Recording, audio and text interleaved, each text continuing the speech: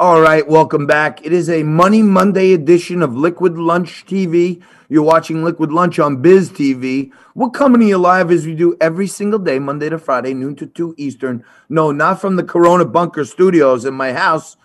To pick my butt up and took the show on the road. Saw some local business members, business leaders in our community from Max Pub having a problem with the governor and the mayor. So now I'm broadcasting from Max Pub, which currently has no liquor license. But because I'm a national broadcaster, I'm essential. So I'm helping these guys keep the dream alive. We're keeping the fight alive. And we're fighting the governor, the mayor, and a tyrannical system like you cannot believe. More on that later. Hitting the national level now, we have Adam Roosevelt joins us. He's a national Homeland security analyst. He's a GOP strategist. Adam, thanks for joining us. This Hunter Biden thing now seems to be coming into focus. It looks like, although, Jack Dorsey and Twitter wanted to quell this story before the election, they can't hold it in anymore. What do you know from a security standpoint? How the hell is this going on, man? Yeah, John, I tell you, I've been looking at this, and I'll tell you this. The two most important things for us is transparency and compliance.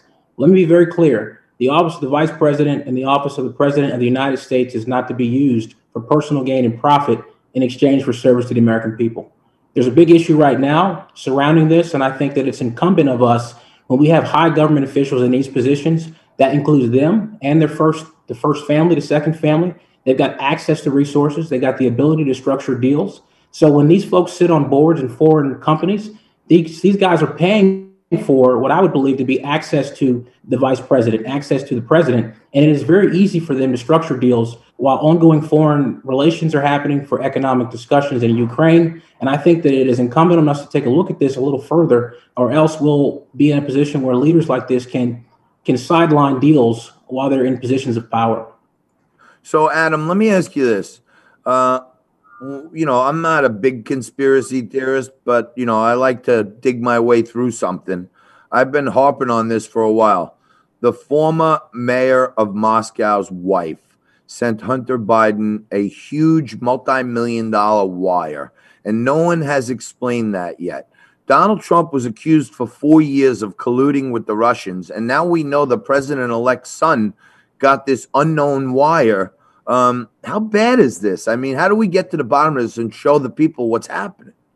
I'll tell you this. On behalf of the American people, I'll say this. From a legal perspective, it's not illegal for Joe Biden or his son to receive these payments, but it would be incumbent of us to investigate, because in 2014, while sitting on this Burisma board, while the vice president was the vice president, it just brings into question questions that need to be answered, because he, again, has direct access to the second most powerful person in the world. And you're absolutely right that these accusations that were made against President Trump were made. And my question is, where's the Foreign Agents Registration Act? We saw that with General Flynn. Where's all this being asked in terms of Joe Biden and his son, essentially, where he has access to the second most powerful person and now the first most powerful person in the world, should the January election prove that Joe Biden is now the new president? Yeah, to me, it's awfully scary, because I know Donald Trump Jr., I know Kimberly Guilfoyle. I've been to Mar-a-Lago a number of times. And Donald Trump Jr. was, given a proctological exam over kind of a happen chance meeting talking about Russian adoption. They try to turn him into some kind of Russian spy.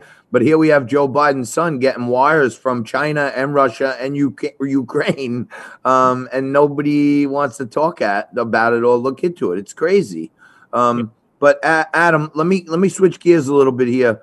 News came out last week that Eric Swalwell was apparently shacking up with a known Chinese spy. She also apparently had sexual relations with two other mayors through the country. We find out last night that the Chinese Communist Party has 79,000 branches of communist operatives in different companies, including Qualcomm, Boeing, and Pfizer.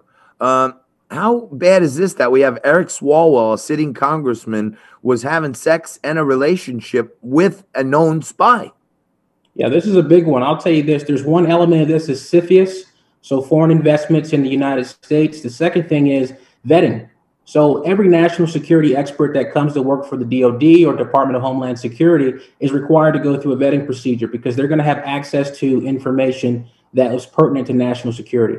That's most important. I've worked with the National Vetting Center, so I'm very aware, just like Congressman Swalwell is very aware of the intelligence resources that are at our disposal through ODNI and CIA and FBI. So if he's going to be on a committee such as this, I'm not understanding why he would not leverage the resources through the vetting procedures that are required if his staff is going to have access to the information. And furthermore, for folks that say that she didn't have access to this, there's a lot more going into this conversation that needs to be considered. Shoulder surfing. She's got friends. She's trying to develop new contacts while she's in the office. She's been trained by the Chinese communists, whether that means plugging in a USB, taking folks out over a period of time. So this is a very concentrated campaign where folks have been trained at the highest level to exploit their contacts, and she was very successful. So we need to take a further look at this and use the intelligence that we have with the intelligence agencies and the traditional vetting processes. Should Swalwell be stripped of his committee memberships until we get to the bottom of this? Because it sounds really fishy to me that a sitting congressman on a bunch of important committees would not know enough to vet someone who he's allegedly having a relationship with. Should this guy have no power until we get to the bottom of it? I'll tell you this, I'm all big on due process. And, until proven that he's been a person that's involved in this intentionally, we have to at least make sure the investigation goes forward. I would say they should suspend his committee membership right now until the investigation is over. So I think that would be the appropriate action to go forward. Yeah, that's what I think too. I mean, let's take whatever risk we had already. Let's take that off the table. We don't know what kind of surveillance they may still have on him. We don't know what, information they may have on him. You know what I mean? They may be extorting him, and he may be having his vote influenced by some sex tapes they have. I don't know if they do, but I'm saying there could be anything they could be extorting him for. As a national intelligence security analyst, China is known for doing that, right? Creating dossiers on people to use against them. Absolutely. And I wouldn't put it past them or the Russians. But think of this in terms of coalition building. It's not just the Russians, it's their coalition members, the Chinese and so forth, the Iranians. So when this information is passed along, it's shared with the coalition of folks. Again, they've all been trained in economic espionage. They've been trained in infiltrating the United States. And again, I had mentioned CFIUS. There's a very detailed plan that's very comprehensive from a nation state perspective that effectively allows them to win this long-term war. So they own a lot of infrastructure and assets in the United States, which we've allowed to happen for too long.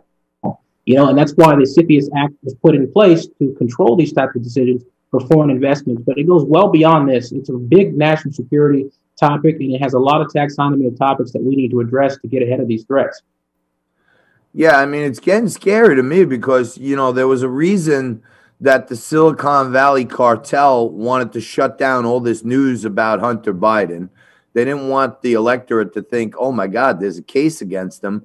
You had the Department of Justice and the FBI kind of poo-poo it and say, we don't have anything going on when they knew they did. So it seems like there was a concerted effort to keep this out of the news.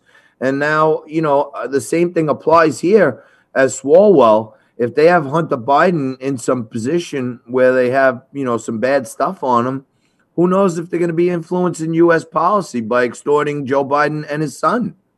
Yeah, and they may have already done that and been successful at it. Whenever there's money exchange, and I'm sure from a client perspective, there's just a bit of an obligation to that client.